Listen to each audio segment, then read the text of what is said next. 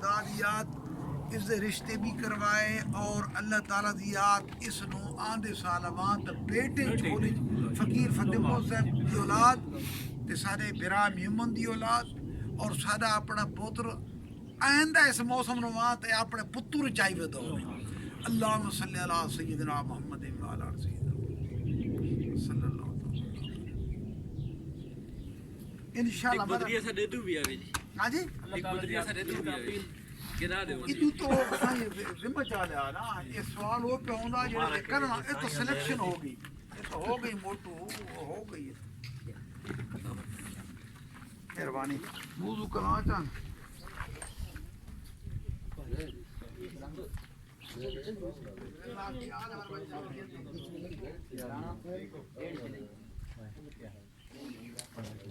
बस भाई